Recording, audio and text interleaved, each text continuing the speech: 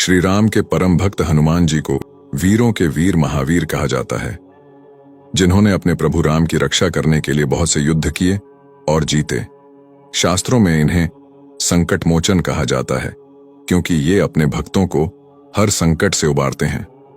रामायण महाकाव्य में महर्षि वाल्मीकि ने रामचंद्र और हनुमान जी के कार्यों का बहुत ही सुंदर तरीके वर्णन किया है। रामायण के पान से यह पता चलता कि हनुमान अपनी निस्वार्थ भक्ति से राम के मन मंदिर में बसे हुए हैं। राम जी के लिए बजरंग बली ने हर असंभव कार्य को भी संभव सिद्ध किया। इन्होंने अपने पराक्रम से बड़े बड़े दानवी दैत्यों का नाश किया। इतना ही नहीं, इन्होंने अपने पराक्रम से शनिदेव, बाली, अर्जुन, भीम जैसे बड़े बड़े वीरों को युद्ध में पराजित करके उनका अभिमान चूर चूर किया। लेकिन क्या आपको पता है कि संकट मोचन हनुमान ने अपने जीवन काल में अभिमानवश एक ऐसा भी युद्ध लड़ा जिसमें उन्हें हार का सामना करना पड़ा। इतना ही नहीं, इस युद्ध में हनुमान जी को हराने वाला कोई और नहीं, एक राम भक्त ही था। तो आइए जाने आखिर कौन था ये राम भक्त। दरअसल मच्छिंद्रनाथ नाम के बड़े तपस्वी थे। एक बार जब वो रामेश्वरम में आए तो राम जी का निर्मित सेतु देखकर वे भाव विभोर हो गए और प्रभु राम की भक्ति में लीन होकर वे समुद्र में स्नान करने लगे। तभी वहां वानर वेश में उपस्थित हनुमान जी की नजर उन पर पड़ी और उन्होंने मच्छिंद्रनाथ जी के शक्ति की परीक्षा लेनी चाहिए। इसलिए हनुमान जी ने अपनी लीला आरंभ की, जिससे वहां जोरों की बारिश होने लगी। ऐसे में बानर रूपी हनुमान जी उस बारिश से बचने के लिए एक पहाड़ पर वार कर गुफा बनाने की कोशिश का स्वांग करने लगे। दरअसल उनका उद्देश्य था कि मच्छिंद्रनाथ का ध्यान टूटे और उन पर नजर पड़े, और वहीं हुआ। मच्छिंद्रनाथ ने तुरंत सामने पत्थर को तोड़ने की चेष्टा करते हुए उस वानर से कहा, हे वानर, तुम क्यों ऐसी मूर्खता कर रहे हो? जब प्यास लगती है तब कुआं नहीं खोदा जाता। इससे पहले ही तुम्हें अपने घर का प्रबंध कर लेना चाहिए था। ये सुनते ही वानर रूपी हनुमान जी ने मच्छिंद्रनाथ से पूछा, आप कौन हैं? जिस पर मच्छिंद्रनाथ ने स्वयं का परिचय दिया। मैं एक सिद्ध योगी हूं और मुझे मंत्र शक्ति प्राप्त है।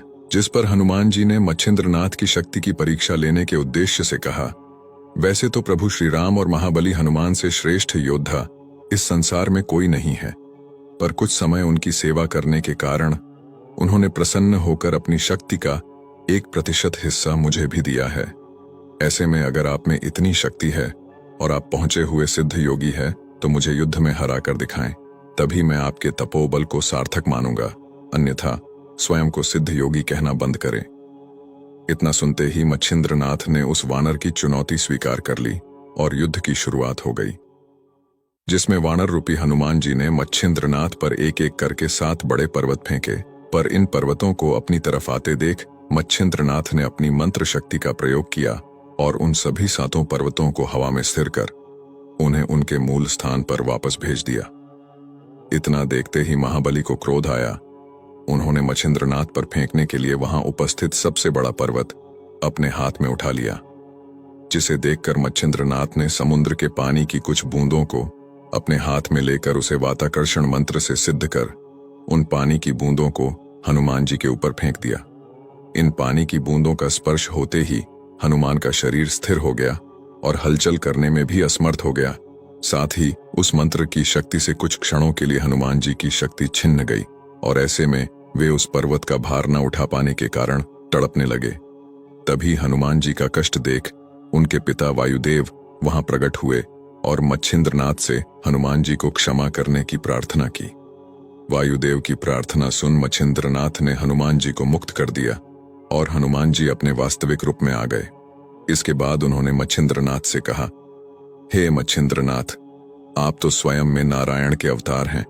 ये मैं भली भांति जानता था, फिर भी मैं आपकी शक्ति की परीक्षा लेने की प्रयास कर बैठा, इसलिए आप मेरी इस भूल को माफ करें। ये सुनकर और स्थिति को समझते हुए मच्छिंद्रनाथ ने हनुमान जी को माफ कर दिया